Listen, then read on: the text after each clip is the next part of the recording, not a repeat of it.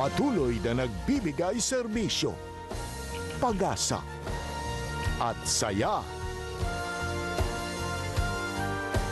GMA Regional TV, kapuso ng bawat Pilipino.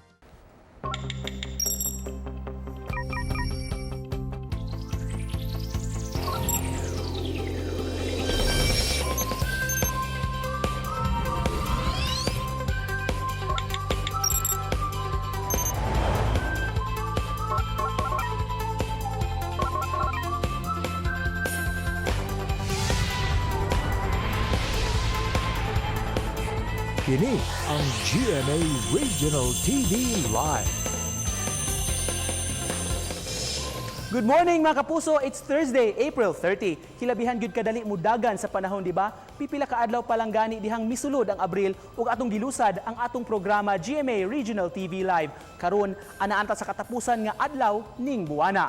Sa atong pagmata, dili unta nato kalimtan ang pagpasalamat sa kahitasan nga gihatagan pa taniya og kahigayunan nga magpakabuhi. Taliwa ning atong gisagubang karon, di unta kita mawad-an sa paglaom nga mahuman ra kining tanan. So fight lang gyud ta.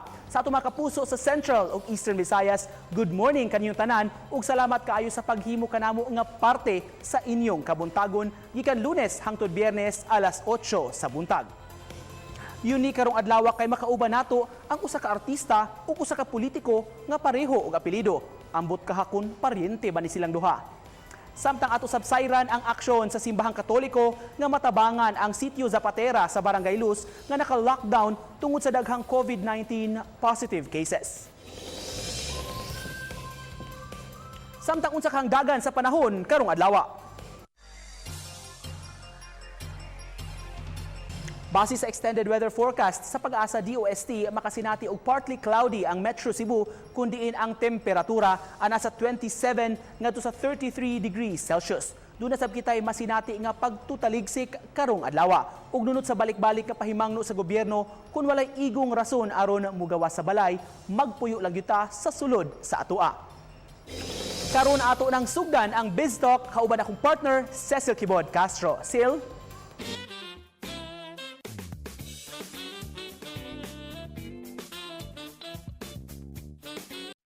Thanks, Nico. Good morning kanatong tanan mga kapuso sa tibuok, Central and Eastern Visayas.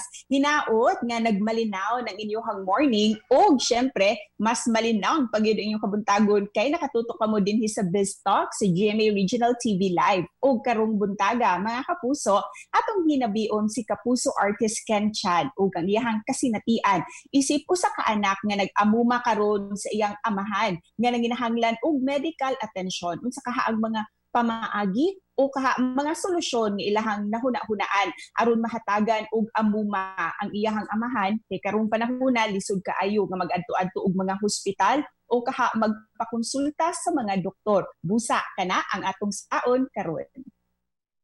Good morning, Ken! Kumusta ka dyan? Good morning po, Miss Cecil. Hi, kamusta po?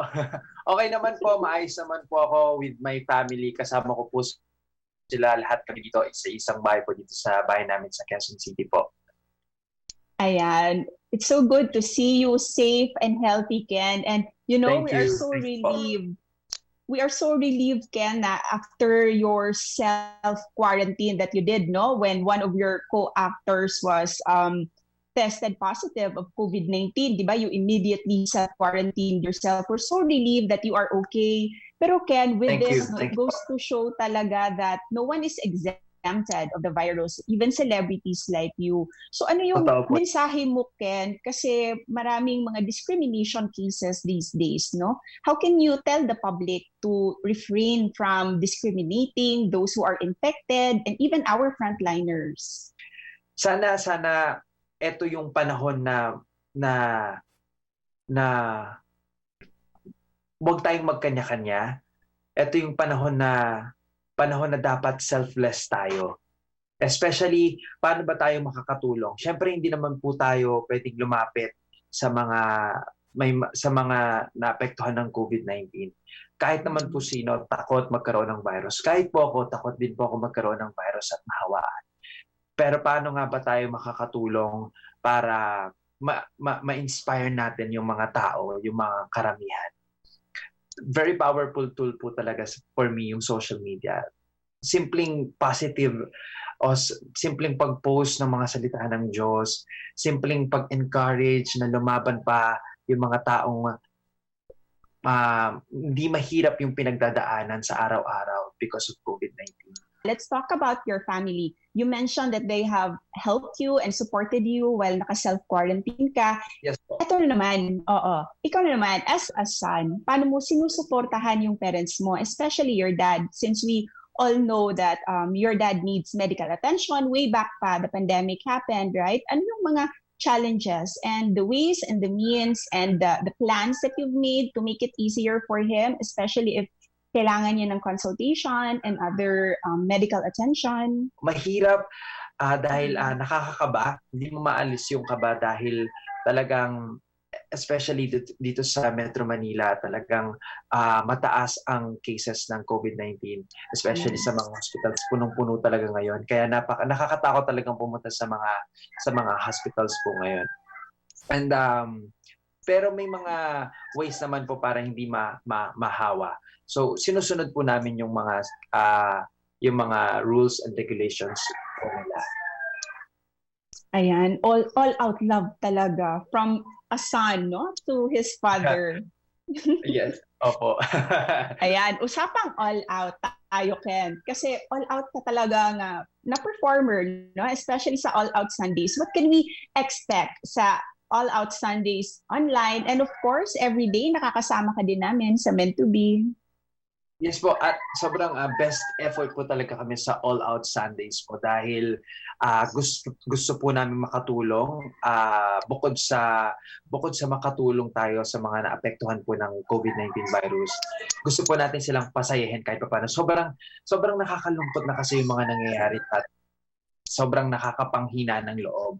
At nandito yung mga Kapuso, Jamie Kapuso artist po, para pasayahin yung mga tao kahit papaano makalimutan nila yung 1-2 oras na lungkot na nararamdaman nating lahat. Today, this morning, idaan natin sa isang kontakin kung ano yung nararamdaman mo o kung yung gusto mong mensahe sa mga viewers natin. If my people will humble themselves and pray. If they seek my face and humble themselves and turn from their wicked ways, I will hear from heaven, forgive their sins. I will hear from heaven and heal their land. Lord, heal our land. Father, heal our land. Hear our cry and turn our nation back to you. Lord, heal our land. Hear us, O Lord, and heal our land. Forgive our sins and heal our broken land. Naman! Thank you so Thank you po. much, Ken! Nag-heal Maraming talaga salamat yung din po. morning namin. Thank you so much sa healing Thank you po. voice mo, Maraming Ken. po. And we wish you well. Keep performing Thank you po. and keep inspiring everyone, Ken. Daghang salamat for joining GMA Regional TV Live. Dagang salamat po. Sana po after ng lockdown pasyal po ulit ako dyan sa Cebu po. And excited na po kaming makapunta ulit dyan sa lugar po ninyo. And that was Ken Chan, mga kapuso, nga mipaambit ka nato sa iyahang kasinatian, ilabi na nga ang iyang amahan, challenging kaayo ang pagkonsulta sa doktor o pag-adto sa mga klinika ning panahon sa krisis karon sa COVID-19. Hinaot nga nakahatag siya og mga ideya kaninyo og mga solusyon aron mahatagan og saktong amuma ang ato ang mga ginikanan kung nanginahanglan sila og medikal nga atensyon. Busa mga kapuso, mao lang sa kana this morning sa BizTalk ug mga adlawa, laing kasayuran na usab ang among ipaambit kaninyo dinhi lang sa GMA Regional TV Live. Kini ang GMA Regional TV Live. Handa na para sa pinaka-espesyal kong pasahero. Tay, tara na. Natatandaan ko pa ng mga panahong naghihirap kami. Ito na kami ngayon. Buti na lang palaging nandyan si tatay para suportahan ako. Tay, magawa na natin. Dahil sa pagsisikap at tiwala sa Diyos, naging matagumpay ang ating pagtatapos. Ang mabuting balita ay hatid sa inyo ng MX3. Kini ang GMA Regional TV Live. Balik na mga kapuso din sa GMA Regional TV Live karong buntaga atong pangmustahon ang lakang batok sa COVID-19 sa Dakbayan sa Lapu-Lapu. Kumusta na kaha ang ilang mga kaso, labi na kay doon na say pipila nga mga empleyado sa Lapu-Lapu City Hall ang naapektuhan sab ning maong sakit. Doon na sab sila talagsaon nga panawagan ang mga opisyales sa maong Dakbayan alang sa ilang mga lumulupyo. Makauban nato karong buntaga ang amahan sa Dakbayan sa Lapu-Lapu, Lapu-Lapu City Mayor Junard Ahong Chan. Mayong buntag, Mayor Ahong. Ayong buntag, Nico. Good morning, Mayor. Ari una ta sa imong phenomenal nga TikTok challenge. Pila naman kabuok ang mga entries ng inyong nadawat ning ining imong TikTok challenge? So far, Nico, no, ang ni-submit, no, kay anak man nato makita, kay ato mang panawagan sila nga kung gusto sila mo-appeal sa atong contest, kinahanglan nila i-post sa ato ang wall, no, para ma-qualify sila. Aduna na almost 3,000, Nico, nga ni paabot sa ilahang TikTok challenge ug atong i-appeal ang mga ni-comment o mga apps, siguro moabot na og mga 5,000 ang partisipante na ni-join ining ato ang TikTok challenge. Sa tanaw nimo sa talento sa mga upunganon, Mayor? Well, believe ko kaya klase-klase, no, mabata, mabatanon o matiguang, no, aduna gay insaktong abilidad liwat sa ilahang mayor. Tanaw nimo, Mayor, epektibo ba kining maong challenge, Mayor? Labi na kay duna man sad kay gipasukip ni ini nga mga mensahe nga ngayon nilang buhaton karong panahon sa ECQ. Epektibo kayo siya, Nico, no, kay ang ato ang ang atong TikTok challenge, atong music, na dito tanan, no?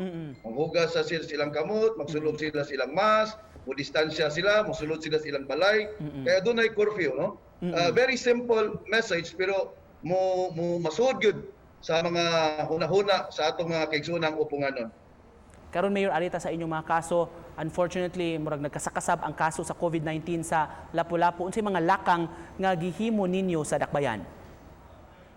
Karon atong gihimo, Nico, no, kay this is the way na ma-shorten nato ning ato ang ECQ.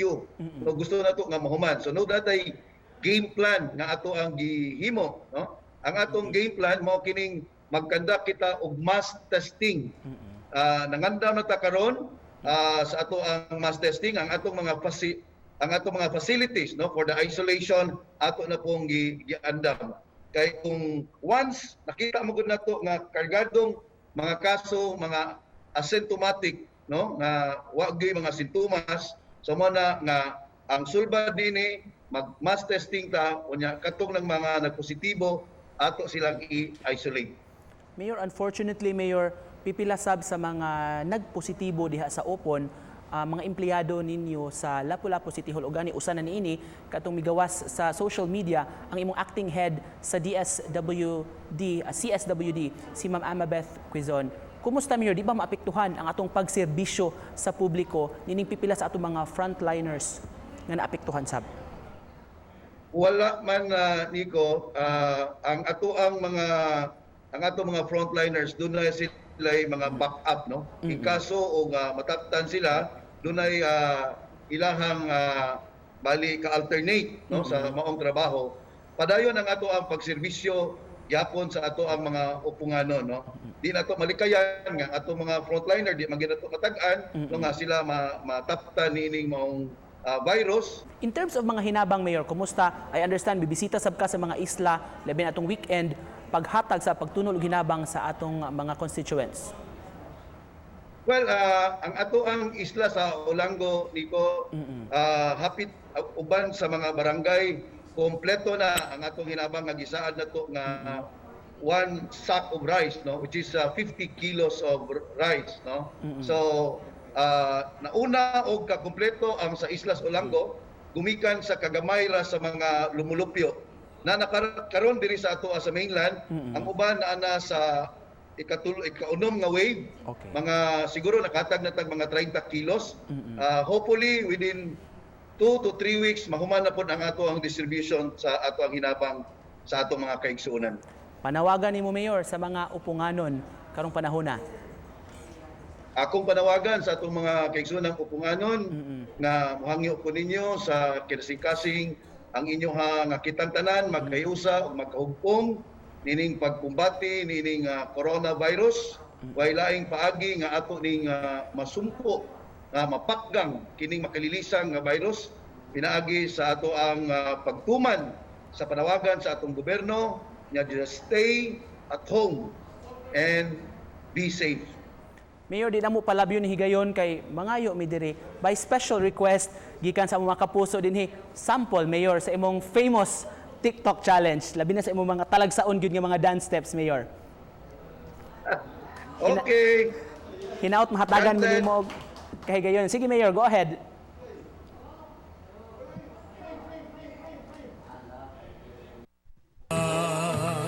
Isulubin yung mask, hugas kamot, distansya lang tabay.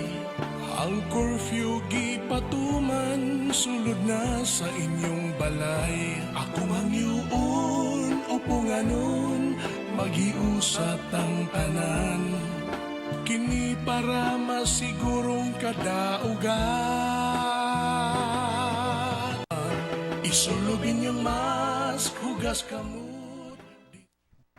Thank you so much. Murag makalingaw gyud ang imong mensahe og sayo. Pero Mayor, padayon pa man no, tamo dawat og mga entries ni imong TikTok challenge. Wala pa man ta niabot ani sa deadline no og sa judging period.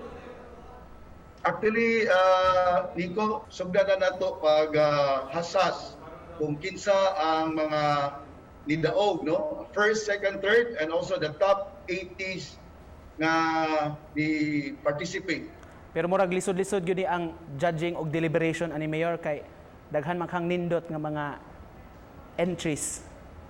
Mao gyud maglisod kita, Nick, because as I said a while ago na ang ato ang ni-join is almost 3,000 participate. Doon na pa kuno international, Mayor, international entry.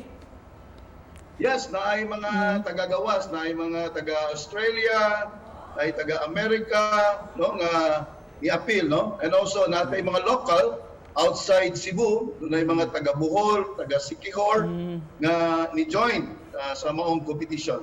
Nang hinaot mi nga malampuson sab ang kini nga maong TikTok challenge, Mayor, at the same time pod nga ang mensahe sab mutuhop ngadto sa mga tao kini imong mensahe alang kanila. Daghan kayong salamat sa kagayunan yung gihatag kanamo, Lapu-Lapu City Mayor Junard Ahong Chan. Daghang kayong salamat usab, Nico Serino, sa higayon nga imong gihatag kanako. God bless you, May Mayor. buntag. Thank you so much. Mubalik pa mga kapuso ang GMA Regional TV Live. Kini ang GMA Regional TV Live.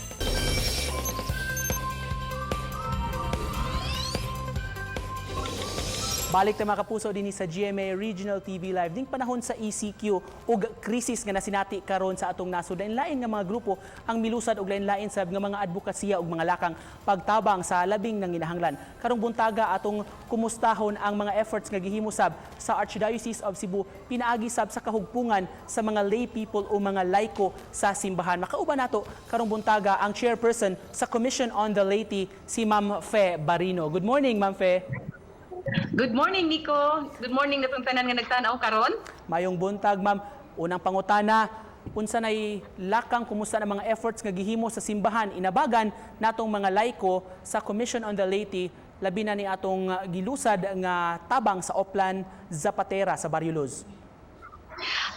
Daghan kay tagi nalipay kay ko nga daghan kaayo ang misanong sa atong panawagan isip mga kapunungan sa mga lay organizations dinhi sa Cebu ug isip mga lay organizations na naka-attract sa mga other mga civic organizations nga ning tabang pod no tungod kanining panahon na karon lisod kay ang paglihok-lihok. So what we do kita sa Commission on the Leyte, we offered services to pick up their donations house to house and then bisan unsa kagamay, and then very happy nga no matter how small, 300 pesos 500 pesos among gi-pick up.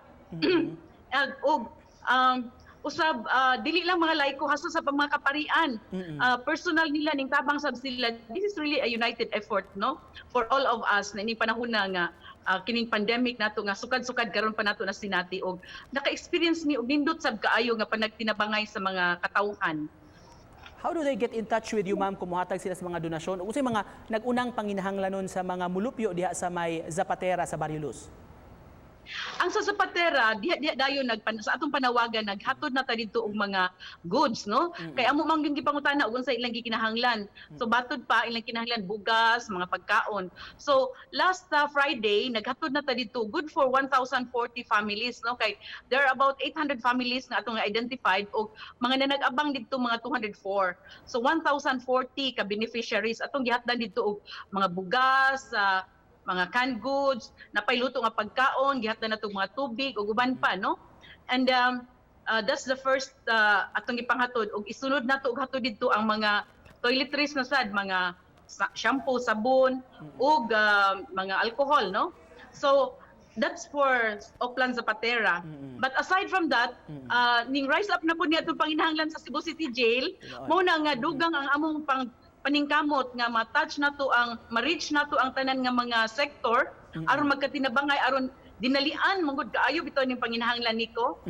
So we immediately responded no sa Cebu City Jail. So last Thursday among gipangutana unsa ilang need, ingon ang warden nga kinahanglan sila vitamin C no kay kuan kanang nagpanik ang mga piniriso didto og in order to appease them we have to provide them with something makapanalipod sa ilang kaugalingon. So we give them vitamin C last Thursday last week no. We wanted to give them 1 month supply gid unta og vitamin C. That's why sige mi panawagan karon lain-lain nga sektor dili lang sa simbahan but bisan kinsa we are here to facilitate your donations. So pwede ra gyud ang ilang mga donations ihatod sa Cebu Caritas na ana sa kilid sa Cathedral. Pwede niyo i-deposit sa bank account sa Cebu Caritas. Cebu Caritas Incorporated Union Bank account 0011-30006971. But most of all, we are willing to pick up the donations. Labi na karon kay tungod sa kanang restrictions. So right now we need face mask. Face mask para sa piniriso. Ug we prefer cash, donation in cash para sa vitamin C so that we can buy in bulk og mabara kanang we can order in bulk no. On a personal note, Ma'am Fe, unsay mga realizations nimo karong panahon na labi na ni mga efforts sa inyong gilusad karon? On a personal note, honestly, kita mga ordinary people has a power in us to do change, no? to make an impact in the society. Bisan di ay kung naarata sa balay, we can do many things. No, there's power. Makaingon gyud ko kanang ilang giingon nga the ordinary people in the church are like a sleeping giant. When we respond to the call, we can really make a difference. Niadtong nagkinahanglan. And on that note, magpasalamat mi sa kagayunan nga gihatag kanamo karong buntaga ang chairperson sa Commission on the Leyte sa Archdiocese of Cebu, Ma'am Fe Barino. Daghan kayong salamat sa kagayunan, ma'am. Thank you. Makapuso, bisan sa ginagmay nga mga lakang atong mga mabuhat karong panahon labi na ning quarantine period o panahon sa krisis, makahatag yun og dakong impact sa atong katilingban sa kinatibuk-an. Si Kapusong Ken Chan nadunggan nato kaganihang mipaambit sa iyang talento, sa iyang awit nga Heal Our Land alang sa tanan nga nakasinati og kalisod karong panahona. Si Mayor Ahong Chan sa Dakbayan sa Lapu-Lapu dunay talag sa unsab nga pamaagi pagdani sa atensyon sa mga tao ug pagpaambit sa mga mensahe ug panawagan gyud sa gobyerno labi na gyud kining pagpuyo lang sa Pinoy-anan niining maong panahona. Samtang ang simbahan pinaagi sab sa Commission on the Laity kang Ma'am Fe Barino na nawagan sa tanan nga padayon nga muambit sa ilang tabang madako ug magamay man alang sa mga labing nanginahanglan labi na gyud katong apektado sa Barrio Luz ingon man sa mga persons deprived of liberty sa Cebu City Jail. Words to ponder ta mga kapuso o mga pinulungan nga ayan natong kapanaminan. Do things for people not because of who they are or what they do in return, but because of who you are. Gikan kang Harold Kuner. Daghang salamat mga kapuso sa inyong pag-uban kanamo niining laing adlaw sa atong pagpanag-uban. Hangtod ug ba na usab, please make it a daily 8 a.m. habit din sa GMA Regional TV Live. Please stay at home mga kapuso.